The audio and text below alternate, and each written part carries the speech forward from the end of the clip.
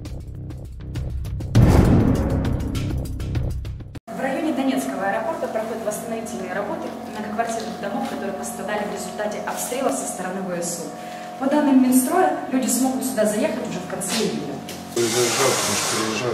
Ждем окончательно, двери приходят, обои. Двери приходят, обои.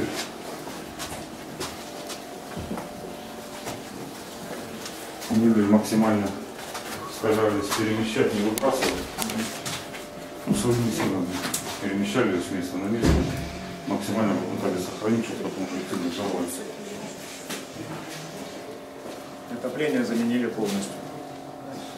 Да, отопление было сделано 100%. Электрика, отопление. Да, электрика, отопление. Работы здесь начались немного раньше, чем на всех остальных объектах, потому что наиболее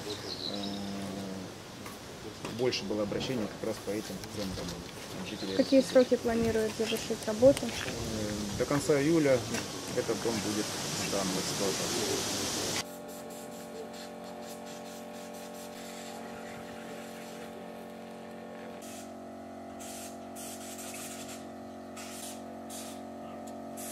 У нас только в этом районе у нас идет 5 объектов, то есть 3 жилых дома и 2 садика.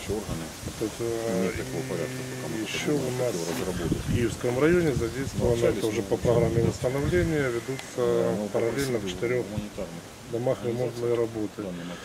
В общем, людей задействовано порядка 200. Сейчас на этом объекте в районе 40 людей. То есть бригады меняются по видам работ. Либо сварщики, либо электрики, либо монтажники. По материалам ситуация какова? Потому что у нас в республике нет, допустим, одного типа такого количества материалов. Естественно, было принято решение их завозить с России. Например, двери, чтобы одного цвета, обои у всех одинаковые, плитка одинаковая, входные двери одинаковые.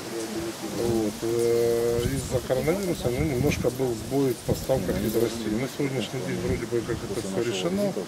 Я так думаю, в течение недели все материалы на отделочные виды работ будут у нас на площадке.